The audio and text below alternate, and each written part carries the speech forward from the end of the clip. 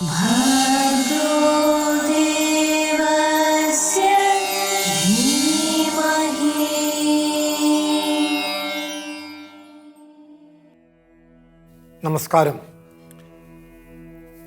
രഘുവംശം എന്ന പ്രസിദ്ധമായ കാളിദാസൻ എഴുതിയ കൃതിയിൽ 6ാമത്തെ സർഗത്തിൽ ഈ ഇന്ദുമതി സ്വയംവരം വർണ്ണിക്കുന്ന വേളയിൽ കവിയുടെ ഒരു പ്രസിദ്ധമായ ഒരു ശ്ലോകമുണ്ട്. അതിലേക്കാണ് പ്രേക്ഷകരുടെ ശ്രദ്ധ ക്ഷണിക്കുന്നത്.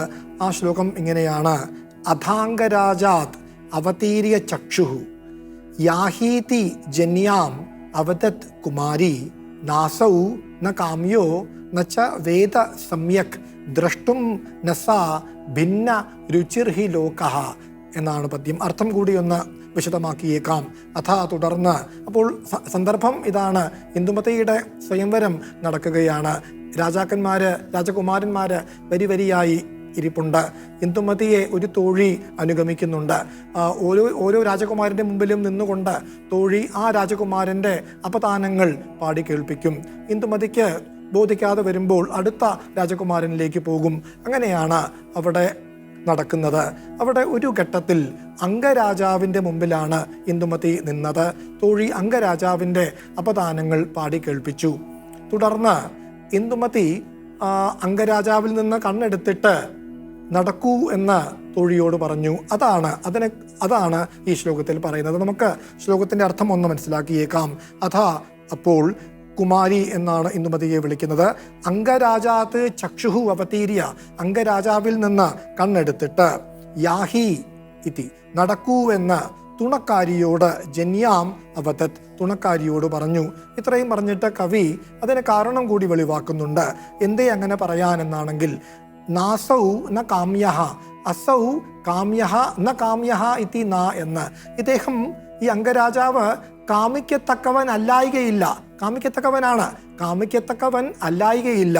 പിന്നെയോ നച്ച വേദ സമ്യക് ദ്രഷ്ടും നസ സ അവളും ന വേദ ദ്രഷ്ടും ന വേദ ഇതി ന അവളും വേണ്ടും പോലെ കാണാൻ കഴിയാത്തവളുമല്ല. അംഗരാജാവ് കാമിക്കത്തക്കവൻ അല്ലായികയില്ല, അവൾ വേണ്ടും പോലെ കാണാൻ കഴിയാത്തവളുമല്ല. പിന്നെന്തേ നടക്കൂവെന്ന് അടുത്ത രാജകുമാരനിലേക്ക് പോയി എന്നാണെങ്കിൽ കവി വളരെ മനോഹരമായിട്ട് അതിന് കാരണം പറയുന്നു, കണ്ടെത്തി പറയുന്നു. ഭിന്ന രുചിർഹി ലോകഃ, ലോകത്തിൻ്റെ രുചി പലതരമാണല്ലോ എന്ന് ഈ ശ്ലോകം ഇവിടെ പറയാൻ കാരണമുണ്ട്. നമ്മുടെ പി സി ദേവസ്യ സാറിൻ്റെ 1ാം ചരമവാർഷിക ദിനത്തിൽ പുറത്തിറക്കിയ ദേവസ്മൃതി എന്നു പേരായ സ്മരണികയിൽ ഫിലിപ്പ് മറ്റം എന്നു പേരായ നമ്മുടെ സാറിൻ്റെ ഒരു നാട്ടുകാരൻ അതിലൊരു ലേഖനം എഴുതിയിട്ടുണ്ട്. ജന്മനാടിൻ്റെ അഭിമാന സ്തംഭം എന്ന പേരിൽ. അതിൽ ഒരു സംഗതി അദ്ദേഹം കുറിക്കുന്നുണ്ട്. എന്താ വെച്ചാൽ, ദേവസ്യ സാറ് ഈ ഭിന്ന രുചിർഹി ലോകഃ എന്ന പ്രസിദ്ധമായ ഉദ്ധരണി അത് തെറ്റാണ്, അത് തെറ്റാണെന്ന് വെച്ചാൽ അതിനെ ഖണ്ഡിച്ചുകൊണ്ട് ഒരു ലേഖനം അദ്ദേഹം ഒരു ആനുകാലികത്തിൽ എഴുതിയെന്ന് അദ്ദേഹം പറയുന്നുണ്ട്. ഒരു രസകരമായ ലേഖനമാണെന്ന് ഫിലിപ്പ് മറ്റം എന്നയാൾ അഭിപ്രായപ്പെടുന്നുമുണ്ട്. ആ ലേഖനത്തിന് കവി നൽകിയ പേര് തുല്യ രുചിർഹി ലോകഃ എന്നാണ്. തുല്യ രുചിർഹി ലോകഃ എന്നാണ്. അപ്പോൾ ആ ലേഖനം നമുക്കിവിടെ കണ്ടു കിട്ടിയിട്ടില്ല.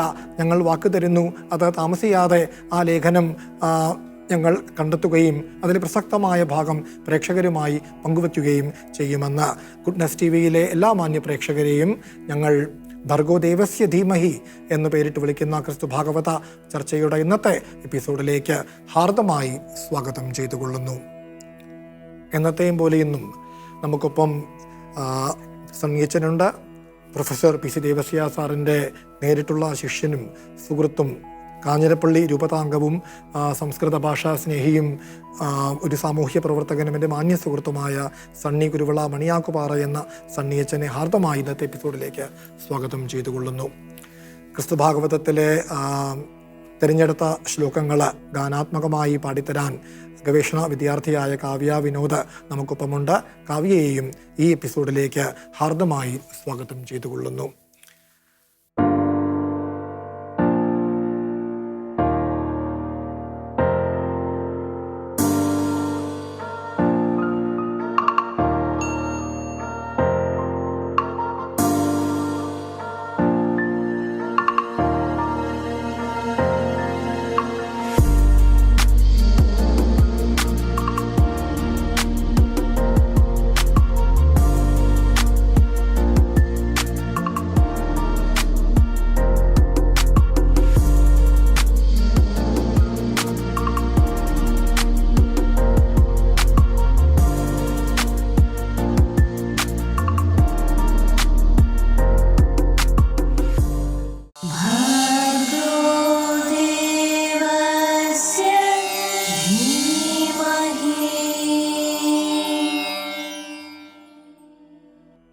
അച്ഛാ ഇന്നും നമ്മൾ പതിവ് തെറ്റിച്ചില്ല. നമ്മൾ കാളിദാസന്റെ രഘുവംശത്തിൽ നിന്നെടുത്ത ഒരു ശ്ലോകം പറഞ്ഞുകൊണ്ടാണ് ഇന്നത്തെ എപ്പിസോഡ് തുടങ്ങിയത്.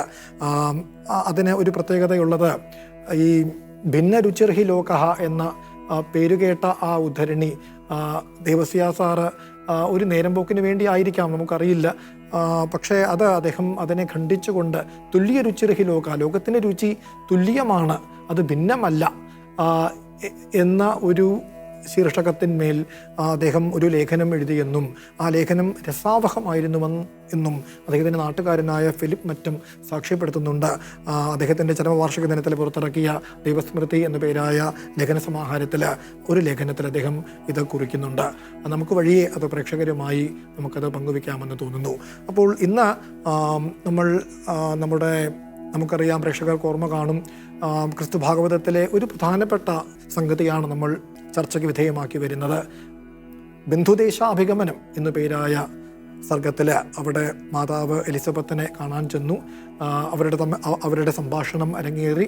എലിസബത്തിൻ്റെ പ്രത്യഭിവാദനത്തിന് മറുപടിയായി മാതാവ് പാടുന്ന കീർത്തനത്തിന് മാഗ്നിഫിക്കാറ്റ് എന്നാണല്ലോ പ്രസിദ്ധമായ പേര്.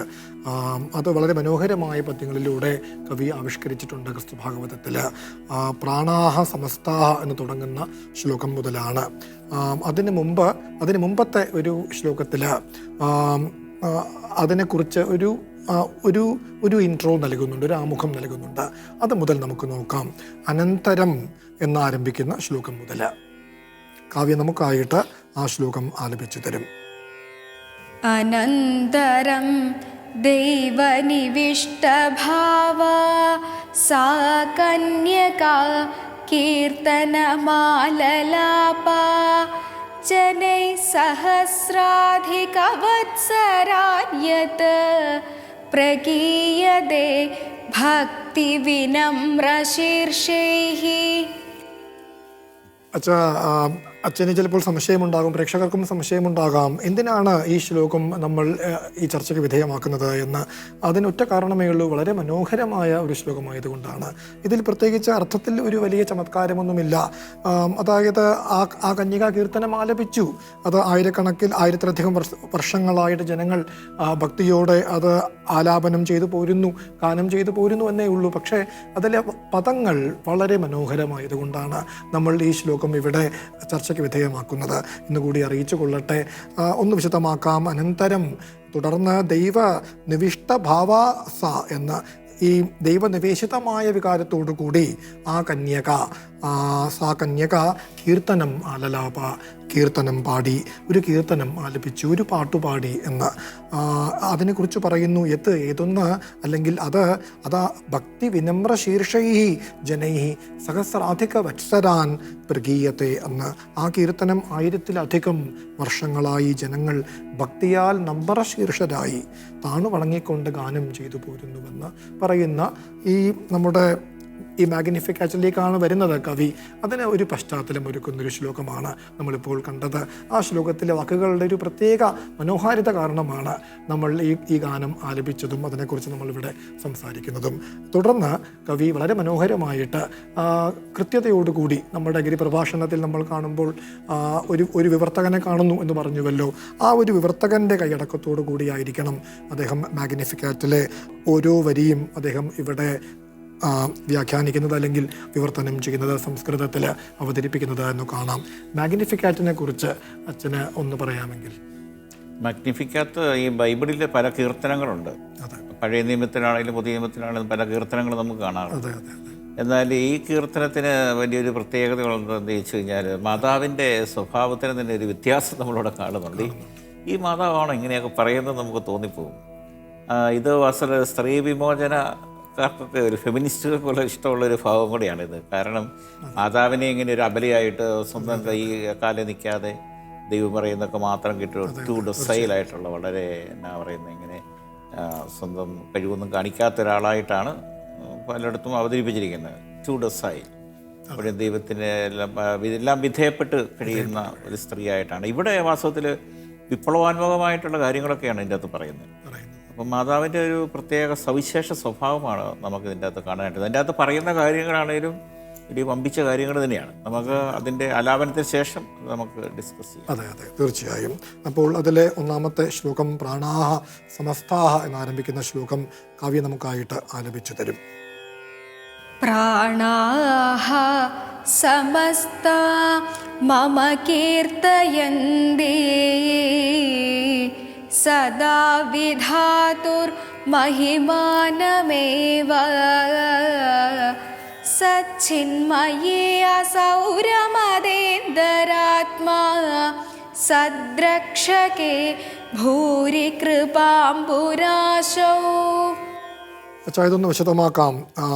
പ്രാണാഹ സമസ്താഹ മമ കീർത്തയന്തി സദാ വിധാതുഃ മഹിമാനം ഏവ സച്ചിന്മയേ അസൗ രമത്തെ അന്തരാത്മാ സദ്രക്ഷകേ ഭൂരി കൃപാംബുരാശൗ എന്നാണ് നമ്മൾ പദച്ഛേദം ചെയ്ത് കഴിയുമ്പോൾ കിട്ടുന്നത്.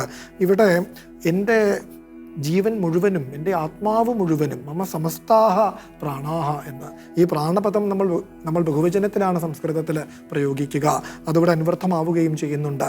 മമ സമസ്താഹ പ്രാണാഹ, എൻ്റെ ആത്മാവ് മുഴുവനും കീർത്തയന്തി എന്ന് കീർത്തിക്കുന്നു, പ്രകീർത്തിക്കുന്നുവെന്ന്.